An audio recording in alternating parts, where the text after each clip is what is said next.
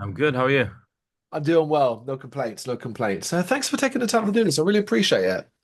Thanks for having me. Ah, no worries, no worries. It's always a pleasure to sit down and talk some music, particularly, at this exciting period of time for you personally. But before we get into all of that, it's February, 2025 so far. Do you feel like it's been treating you well? Yeah, I guess we released the third of our three singles now in I don't even remember when. Yeah, late January. Yeah, So they're all out, and the EP is coming 28th February. So pretty good so far. no complaints. Has it felt quite relaxing, or what's been keeping you busy? I have a kid now who's 3.5, so, so that's an easy answer.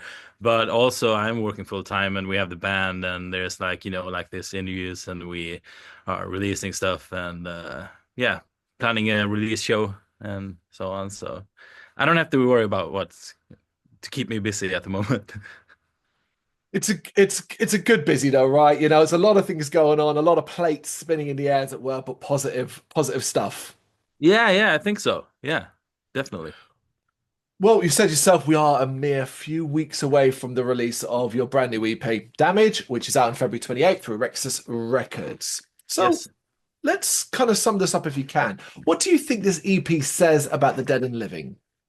It's definitely a leap forward for us. We've been doing, I wouldn't say like the exact same thing for all these years, but we started as kind of a mix between Irish punk rock and death or black metal. And we've always had like this 19th century vibe. I was living in London at the time actually when I started the band. And so we went to Paris a couple of times and we had that kind of inspiration. But with this EP, we kind of wanted to break the boundaries and like go way beyond what we've been doing before. So this is kind of it has kind of futuristic vibe to it. So we wanted to explore totally with new stuff. Yeah, that's an incredible decision that you decided to do there. Where you are, where you find yourself right now. That new material, when you started to create it, did you have a kind of clear vision of what you wanted to do and the direction you were heading in?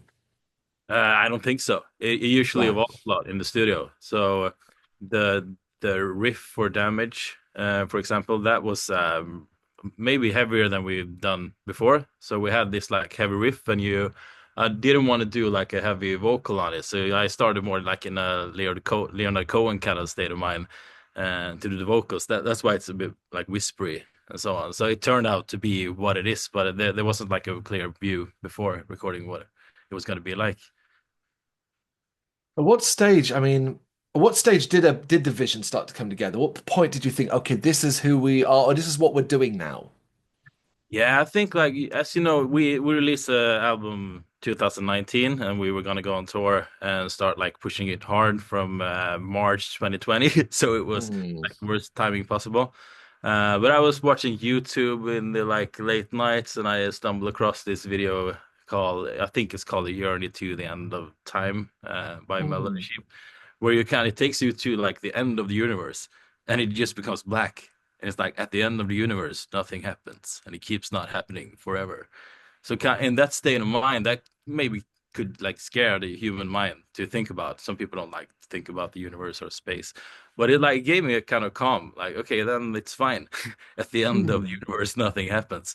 So that kind of like sparked an idea to what about our band and our thing? How does that like connect to the universe and like those kind of far beyond journeys? It's so big though. That's so grand. How do you distill that spark? Right, so it's a spark something, but distilling that idea or that concept, so to speak, like how do you turn that into music that you're creating? You can't, of course. I think that's actually a truth all the time. That what you hear any band like that's what they kind of like got on record. That's what it turned out to be. But you can, of course, like frame at all the like ideas or like themes that you actually have in your mind. Maybe some people can do, but I think it's impossible. But for us, it's like interesting. So what happened to our band is kind of like an experiment with we have this like foundation for that we've had for almost like 17 years, I think. Yeah. but just to see that evolve, it puts us in a different position now with writing new songs at the moment. So we can kind of explore further on from doing this It's EP. It's fascinating to hear this because I can picture and I presume it was an incredibly exciting moment or time for you to kind of well break out those boundaries, those walls that you may never have meant to put up around you, but had ended up going up around you because of the type of music you were creating. So how experimental at the start of the kind of creative process of this new material, how experimental did you find yourselves being? A lot. I mean, it doesn't sound like free jazz music. I mean, it's not like you can still like appreciate the music as in like rock or Yeah. uh, contemporary concept. But I think like if we it was kind of like a little bit hyped the last Mm. record, the Author's Curse. So we didn't have that before. We went on this tour for a month in UK and other countries in Europe with Death Stars in 2014, and we wanted to release something quickly after that. Took some time. We had that album, but it was kind of Mm. like it was appreciated by the press that it was like a bit hyped, and the pandemic happened. So we knew that if we're gonna do an album like that again, it's not like gonna compare. So we also had to do Mm. something experimental with ourselves to not like stagnate with that album. It was so you would say you were all quite united in ensuring that you knew no stagnation, but of course experimentation can breed odd results. You were all united in the direction you were moving in. Yeah, yeah, I'd say so. And I write both most of the music and songs and like lyrics in the band, but the other guys are like I think it kind of we have a new guy on guitar now, Lord. So with him coming in, we have this completely new vibe going on. So it's a chapter thing as well. Now we're on to this page. That's it, isn't it? It's a book that's constantly being written. Yeah, and I think it needs to Yeah. keep it interesting. Well, because certainly keeps it interesting for you, right? Yeah, yeah, yeah, definitely. What what about this specific point in time that the material that you created and that we've already heard coming from this EP, what about it is particularly exciting for you? Um, We work a lot with production. We bring some of the like sounds with us in the production as well. So that's all. That's always like when we go to sound check, you used to hear like a guitar and they're like tuning the guitar, and then you try the Mm. vocal like hey hey. And for us, it's like to put on the backtracks. It's like yeah, we're bringing something really, you know, you have all this like equipment, like tools and stuff digital now. So just to be able to hear that in a PA system, the bigger it gets, the more the more we get back from those tracks. So that's always a thing for me to imagine it live. And when this is gonna happen, we might have pyrotechnics or something, and you know, so we live into that kind of idea, what it's gonna be like live as well. You're always thinking about that, yeah? Yeah. We've always been like a stage band, like a theatrical band, not like Alice Cooper, but it's always important to bring on a show. Uh, Absolutely. It goes hand in hand with the music as well. There is showmanship in the music. Hell, you want to bring that to the stage. Yeah, and I was after no, which order was it? I was guitar tech for Death Stars when they supported Rammstein. So I was basically like sitting in a nightliner working on songs and going to a Rammstein show like 32 times or something. So when you bring it back, it's kind of like maybe we should also have some stuff going. That the comparison is weird when you get used to that, like being on tour in that production. So it's definitely like been influencing the whole Yeah, band. I'd imagine you can learn so much from that. But as you say, it's on a scale like nobody else. No, Of no, no. course. I don't know if it's ever gonna even happen again. Like that's their production is so big that it's ridiculous, really. Ridiculous is the right word. But yeah, of course, we've had 3 out of 4 of the tracks out now from Damage, Magma Heart, Demons Till I'm Dead. And there's been a great positive response to them and the music that you're creating now, which is really nice to see. Tell me, how pleased are you to see such a positive response to what you've created so far? Yeah, we're really happy about all the positive reactions to it. And it's like it's a bit slow in the beginning, I think. Even like deciding a single, I would say like Demons Till I'm Dead. That's the single we're gonna release, and nobody agrees. I mean, I don't know about that song, you know. And I'm like, yeah, I think people might like it. and then we put it out, and it's like people are not really, and then like it's a kind of build up thing, and then like "Hey, this song is really good." That happened with City of the Light on the last album. It took some time, and you post on Facebook and nothing happens. Yeah. And then it's really, I mean, of course, we're not at all like full of ourselves, and like at the stage that we are at the moment, and actually like where we've always been. It's not like you know thing for us that we need all this like attention or like good reactions to for ourselves. But it's like, of course, when you do something, the idea is that we think this is good. Oh, people like it, so of course that's great. You're sending it out into the world. You want people to listen to it, so fingers crossed they will enjoy it. And obviously you suffered the COVID situation as well, which kind of stunted you at a certain point. So I think people are just excited now as well to see not only that you're returning, but the direction you're going in. That seems to be the general opinion online. People are excited. Yeah, yeah, I think so, and that's great. So that's what we wanted to do. And if we had done like the same album again, maybe it wouldn't be the same thing. I don't know. Yeah, yeah. I mean, impossible to know, but you're right because it could be just trying to capture a moment that's passed if you had done that. Yeah, maybe. What though for you? What's driving this evolution of who and what the dead and living is? I think it's an aging thing, and I made a promise to a young visionary to keep doing this for life. So I'm like relating to that guy, because he was really like really specific about doing this, and like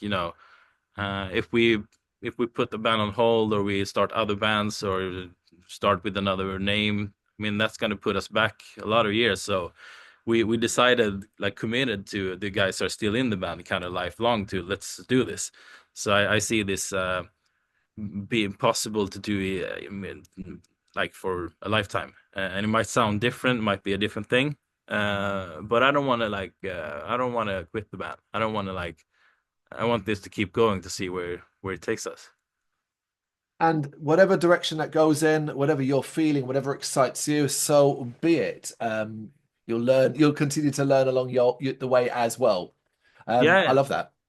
yeah, and I mean we get to talk to you. I mean talk to people in the UK or like talk to people in the rest of Europe, and you have like people from like way longer distances start like getting to know people, and that's like not everybody gets to do that. So we really like that's also something that's like driving us to continue. We like appreciate travel and just like meet the people who are like promoting, like the our PR agent, talk to you guys, the guys who are working at the show, and like the other bands. And I mean Yeah. it's a universe that you want to be a part of. Well said. Well said. How about challenging yourself though? Obviously, you're a musician, and you've been doing this a while now, and have learned so much, and continue to learn constantly every day, and grow and adapt. When it comes to creating this new material, you will have pushed and challenged yourself in certain ways. What areas did you find that you challenged yourself quite significantly this time around? I don't know actually. It's I think the vocals were I really wanted to do I think it's fun to like talk about Bob Dylan and Leonard Cohen when you're talking metal, because it's like not everybody has that like even in their mind when being in a punk or like a rock band or a metal band. But I mean, to I think it was a kind of a hassle for the mixer to find like give the vocal space, but it was Mm. like such an important thing for me because I don't want to do like this. I can't even do like power metal vocals, but I wouldn't like I don't want it to be powerful. I want this to be like Nick Cave. You know what I mean? Yep. So doing that with a metal sound and the strings, like everything, you need to really like figure out how to make things go through the mix because I learned that like from previous records that I put stuff in there and I can't hear it. And the Mm. engineer tells me like, yeah, but it's I mean you can't, it's impossible. Oh, okay, so you have to kind of like arrange things for them to pop out and so on. But the vocals, I don't know what the hell he did with the I mean, Logic or Pro Tools or whatever, but you can hear it. You can hear it Yeah. when I'm, but it was a challenge, I think. Oh, you didn't think it was going to be possible. You thought it was just going to be lost in the mix. We see like live engineers when we don't have our own, then you come to like a show in Cologne and you do a sound check and you like like you do the vocals and then you scream and they're like, oh, that's like the worst possible. So I have to learn to use like you know, to like compensate for quiet and loud with the vocals. You're used to it now at this stage, having to do this. Yeah, yeah. You kind of learn to work with it. I don't think I don't know about the other guys who sing like in a kind of baritone voice, but it's Hmm. not really loud. If it's loud, it sounds weird. So you have to learn some like microphone technique to actually make it work. Yeah, kind of reminds me of seeing Peter Steele back in the day, Type O Negative, and obviously Yeah, when he'd go really low and it's very deep and it's whispery in a live environment, you'd think that shouldn't come out quite clearly at some of the venues I'd gone to, but it always did. I guess it's just really good sound engineers. yeah, it is, and microphone technique. And I don't know, Peter Steve, he has a special he had a special voice. So I mean, some people it's like Tilly and Rammstein, like nobody sounds like him. It's just like some different species, I guess. You're absolutely right, no question. Okay, sum up what this new EP and the tracks that make it up mean to you specifically. What the tracks means to me specifically. Hmm. Um, I mean, it's they've been with us for such a long time, so they meant different things like through different periods of like recording and writing and recording and releasing them. But it's I mean it's great. We didn't do live shows for a while because we wanted to release new material. So this is like for me it means a lot to be out there again, and it's actually a possibility to try and go and do our first show in on Iceland, like in Japan, and like th those kind of bucket list things. So for me, that's important. And I just I always let people like think what they think about the music, and I just appreciate people like it. Completely understandable. It's always intriguing because, of course, you'll have sat with this music for a while. So, and you'll be moving on step by step by step, so to speak. But obviously, when you put in this scenario, it does feel like the next stage for you. It feels like this is the start of something big. And while for you, you might have lived in for a while. When the EP comes out, it will maybe for many people the first thing they ever even hear from you. Like Yeah, they may not know your past. So that to me is equally fascinating, particularly as since your last release, you know. All right, the streaming services still existed, Spotify and all that now, but then they're now more important than they ever were. yeah. But I mean, it's also fun. We didn't think about this when we started the band, but if you go back to the last album, it's like, oh, maybe this is like little 80s, little 70s. And then you go back to the first album, which is like 19th century gothic. And it's almost like a time travel to come to this album. So we don't know what we're going to do about the next one. But the stuff that we're writing is really like just like really wicked. So Yeah. see what it ends up being. Okay, I mean, I won't press you too much on the future, but you're excited about what the future holds. Yeah, yeah, definitely. Yeah. For us, it's been like we've been not playing live for a long time, so that's really excited about that. Good. I'm glad to hear that. But what do you hope? What do you hope listeners? So they play the EP, they listen to the songs. Maybe it's the first time they've ever met you. What do you hope they take away from it? I hope they might like discover something new that isn't like shaped like some other stuff. Like maybe it makes them like explore other things that are not like in the mainstream Hmm. kind of lane. So and I don't know, man. You just like lyrics channel through me, and music is a commitment I promised my younger self to keep doing. So it's more of a existing and then like getting reactions from it and how people Hmm. perceive it or what they get out of listening to it. I think that I mean I think that's a cool thing, and it's something you should appreciate. But it's not something to think about.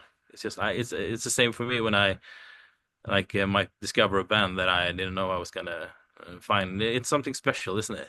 Like just the Yes. community of music. So I'm just glad that people checking it out, whether they like it or not. So You know that promise you made your younger self. So when you were obviously made that promise when you were younger, the scenario, the industry, the music business, if you want, has changed significantly, and you've evolved and had to adapt to it. Do you feel comfortable in this sort of modern world, the expectations that come with it? So not just the streaming services and the numbers, but also having to be on social media and be more public than perhaps you want to be? Are you comfortable?